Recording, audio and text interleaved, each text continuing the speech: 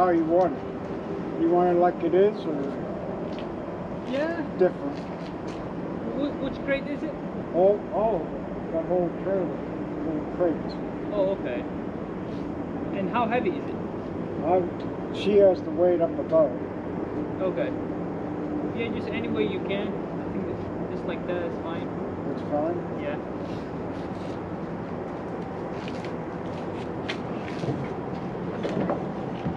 How long's your trailer? 48. 48. Yeah.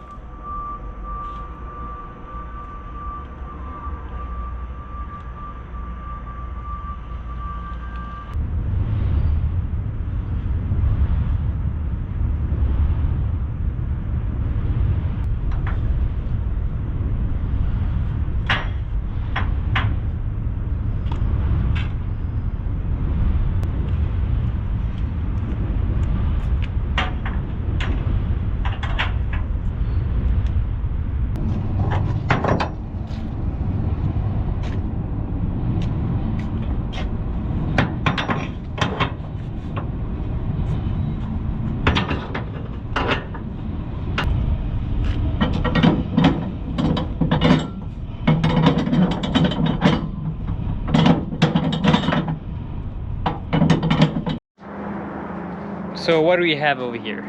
We got 9 crates of metal going to a hospital in California. It is pretty much Los Angeles, California. So let me give you a recap of what I have done here.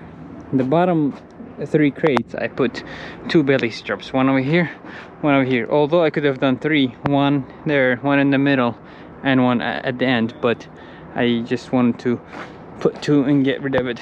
And also when I put straps, I went ahead and put where the studs are so it doesn't break, except here I couldn't put it. And on the back side I just went ahead and put 5 straps. This is one long piece of crate.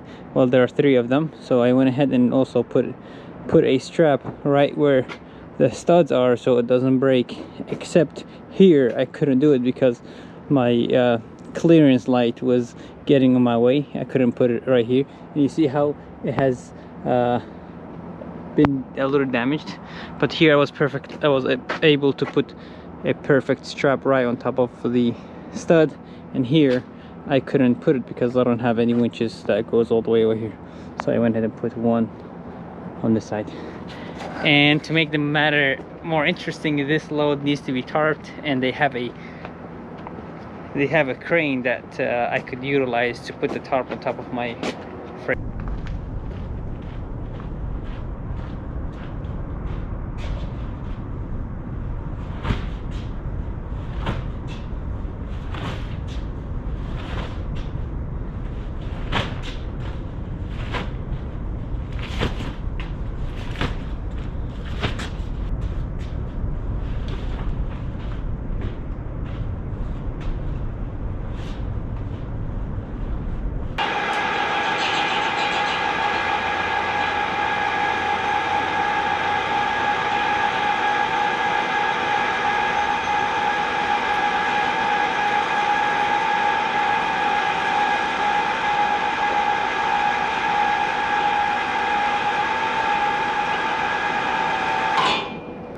Okay, so how to use crane tarp 101. You push this horn button, push and hold until the lights come on, and then you go a little bit backwards like this, air back, and then air down. Nice and slow so it doesn't swing. I am a little crooked, so hopefully it doesn't touch anything. And these D-rings that you see on the pipe, you can slide it back and forth, so you don't have to align it perfectly. You see, it comes down fast if you push it a little harder, but I want to take my time so it doesn't hit my truck. Comes all the way down like that, just like that. And then from there you just hook up these D-rings.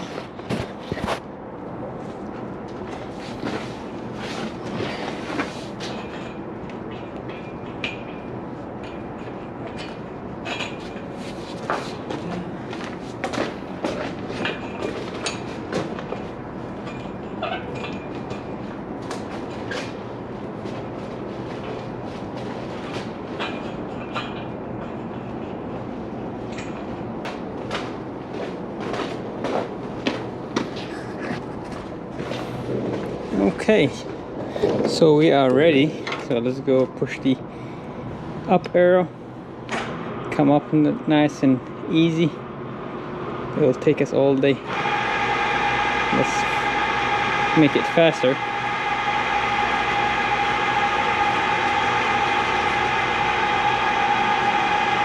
And then once you clear that last crate, top crate, you can go ahead and push the left arrow button. It will go to the left. No way! And then slow. Oops.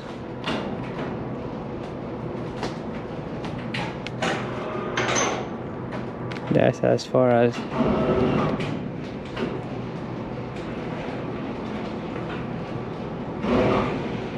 Alright, so let's go to the other side so we can see it coming.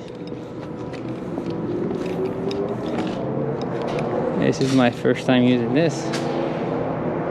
Hopefully it doesn't tear up my tarp, because those edges could be sharp and it could damage my tarp. But it is coming nice and slow. I'm not pushing it hard so it doesn't come fast, because if it does, then those sharp edges will tear up my tarp. Faux show. Are we Gucci?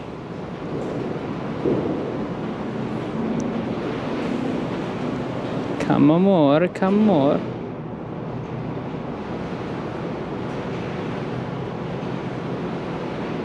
See how crooked this thing is? It is not straight.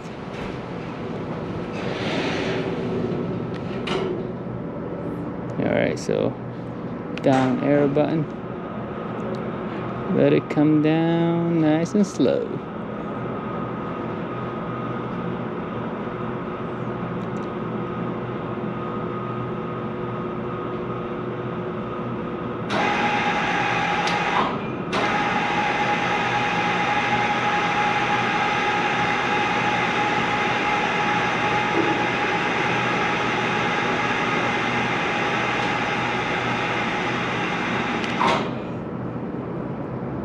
Fuel stop in Albuquerque, and the load looks pretty good except this section right here.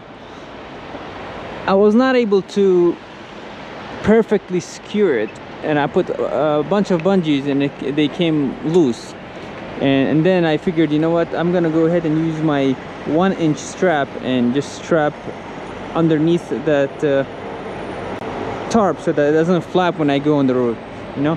This is what happens. You see those white, almost it looks like white paintings?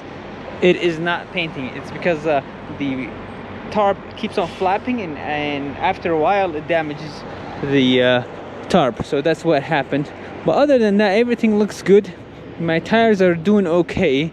I did spend a lot of money on my trailer just because I was getting this weird wear out on the inside of my tire, but it turns out that this is quote-unquote normal for spread axle trailers. So we'll see how long these tires will last me. I think I changed them 60 or 70,000 miles ago.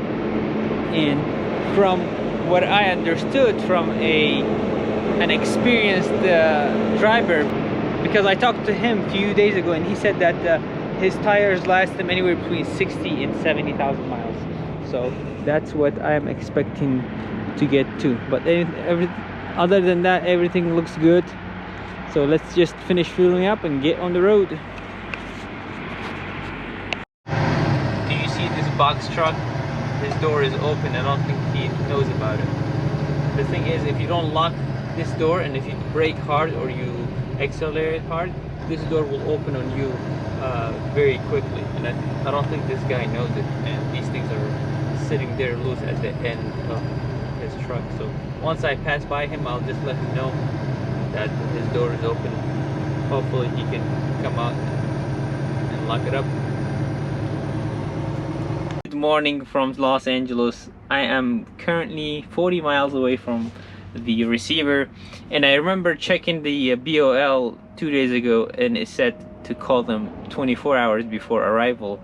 And since it was the weekend, Saturday and Sunday, I did not bother calling because you never know how that person is gonna be reacting to the phone call on Sunday or Saturday. So that's why I avoided that kind of a headache. So I figured there were 5 trucks going to the same location. We were loaded on the same day. So I'm assuming at least one of them called and said that they were coming, they were on their way, and they were gonna be here Monday. So got our finger crossed for that. And the receiving hour is 6 a.m. to 11 a.m. and it's a construction site. So if I head out there now, I would be there at 7 a.m. so I'm not too far away. But anyways, what I was gonna ask you guys is that what do you do when you are in the situation where they say once you're loaded, call the receiver, and when you are loaded it's already past 5 or 6 o'clock in the evening where they get off work, and you call them and they say something rude to you and then destroy your entire day. Because once what I did is that it said it was a short haul, it was only 400 miles a run, and I was loaded, and by the time I was loaded in Tarp it was 6 p.m. and I called that number on the BOL and said, hey, hello, my name is Yusuf and I'm a truck driver bringing your load. And he's like, buddy, it's 6 p.m. we get up at 4. And I was like, okay, but you ordered this, like, what do you want me to do? Yeah, that's why I avoid that kind of a situation. But let's get on the road and deliver this bad boy.